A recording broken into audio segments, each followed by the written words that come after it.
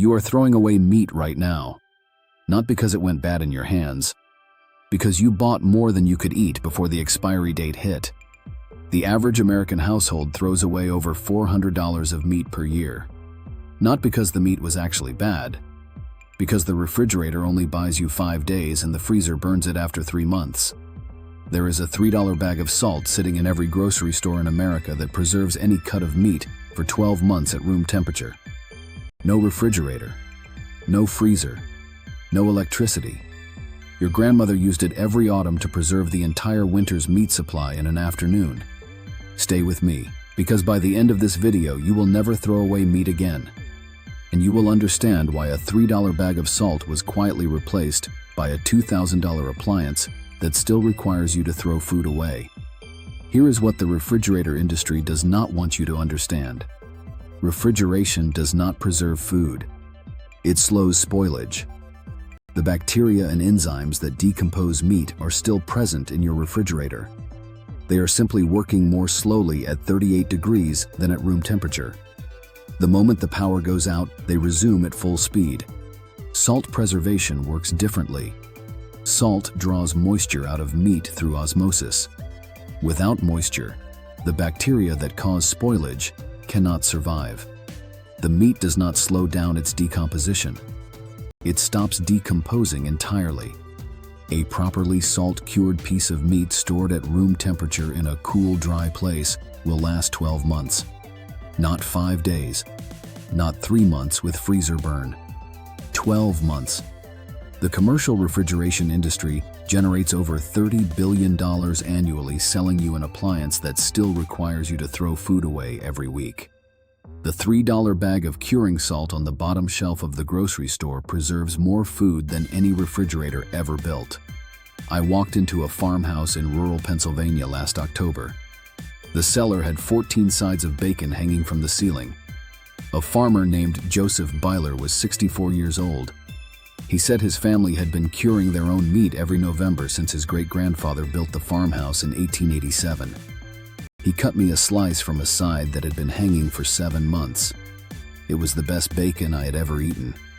Not because of a recipe, because of time. Salt-cured meat develops flavor complexity during the curing period that no refrigerated product ever achieves. The commercial charcuterie industry charges $40 per pound for products made with exactly this method. Joseph Byler makes the same product for under $3 per pound. Here is what the chemistry actually looks like. Meat spoils through 2 mechanisms. Bacterial action. Microorganisms consuming the meat from the outside in. Enzymatic action. Enzymes within the meat tissue breaking down proteins and fats from the inside out. Salt addresses both simultaneously. On the surface, salt creates an osmotic gradient that draws water out of bacterial cells, dehydrating and killing them before they can establish a colony. Inside the meat, the salt that penetrates the tissue during the cure draws moisture from the cellular environment that enzymes need to function. Without moisture, enzymatic activity slows to near zero. The result is a stable preserved product that does not decompose because the conditions decomposition requires have been eliminated. This is not a modern food science discovery. It is 4,000 years of empirical knowledge that every civilization on Earth arrived at independently. The Romans preserved fish in salt for export across the empire. The Vikings preserved herring in salt for sea voyages lasting months.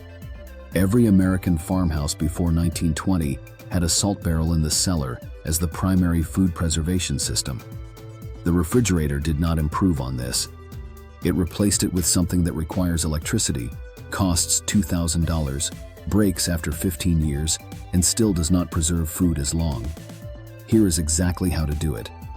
For dry curing bacon, the simplest and most forgiving method, you need pork belly. Any grocery store carries it for under $5 per pound. You need curing salt, a mixture of regular salt and sodium nitrite sold as Prague powder No. 1 or pink curing salt. Available at any butcher supply store or online for under $4 per pound. 1 pound of curing salt treats approximately 20 pounds of meat. The ratio is precise. Use 1 teaspoon of curing salt per 5 pounds of meat. combined with 3 tablespoons of regular kosher salt and 2 tablespoons of brown sugar per 5 pounds. Mix the cure. Rub it thoroughly into every surface of the pork belly. Top, bottom, sides, every edge. Place in a Ziploc bag or a sealed container. Refrigerate for 7 days, flipping once per day. After 7 days, the cure is complete. Rinse the meat under cold water. Pat dry. Hang in a cool, dry location with good air circulation. A basement, a garage, a cellar, at between 50 and 60 degrees Fahrenheit. Leave for 3 to 4 weeks. The surface will dry and firm. A white mold may appear. This is normal and beneficial, the same mold found on aged cheese. Wipe it off with a cloth dampened in vinegar if it bothers you. After 4 weeks, slice and cook exactly as you would commercial bacon. The flavor will not be comparable to commercial bacon. It will be better. Now here is the myth I want to kill before someone in the comments raises it. Nitrate-free curing. Every artisan charcuterie guide online tells you to cure without sodium nitrite using celery powder as a natural alternative. Here is what those guides leave out. Celery powder contains naturally occurring nitrates that convert to nitrites during the curing process. A nitrate-free label on commercially cured meat means only that synthetic sodium nitrite was not added. It does not mean there are no nitrites in the product. There always are. The difference is that celery-derived nitrites are present in inconsistent concentrations that cannot be controlled or measured. Prog powder number 1 contains a precise measured concentration of sodium nitrite that eliminates the pathogen Clostridium botulinum, the bacterium that causes botulism, with certainty. Celery powder does not provide that certainty. Your grandmother did not use celery powder. She used salt and measured curing compounds because she understood that imprecision in meat preservation has consequences. Use Prog powder number 1. Use the correct ratio. The product is safe. The process is proven. The result is 12 months of preserved meat that costs $3 per pound. Now here is the part most people miss. Salt curing works on more than pork. Beef cured with the same method and dried for 60 days produces what Italian butchers call bresaola, a dry cured beef that sells for $60 per pound at specialty grocers. Your cost, under $4 per pound of finished product. Fish packed in salt and left for 30 days produces salt cod, the preserved fish that fed Europe through every winter for 500 years. Egg yolks buried in salt for 2 weeks produce cured yolks that grate over pasta like a rich umami-dense hard cheese. 1 technique. 4 applications. Every protein in your kitchen preserved indefinitely. The next time you are about to throw away meat that is approaching its expiry date, stop. Salt it. Cure it. And eat it 7 months from now when it is better than the day you bought it. If you are the kind of person who believes that a $30 billion appliance industry profits from selling you a machine that still requires you to throw food away, you already know what to do next. You buy a bag of curing salt this weekend. You cure your first piece of pork belly. And you start building a food supply that does not depend on electricity to stay preserved. Now I want to ask you something specific, and I want you to actually answer in the comments.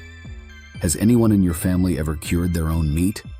Tell me what they made and where they learned it. I read every single comment. Take it and use it. See you next time. Next video, I am going to show you the underground storage system that keeps vegetables fresh for 8 months without electricity, without refrigeration, and without any construction beyond a shovel in an afternoon. Your grandmother called it the root cellar. The refrigerator industry called it obsolete. Your electricity bill calls it irreplaceable. It is none of those things. See you then.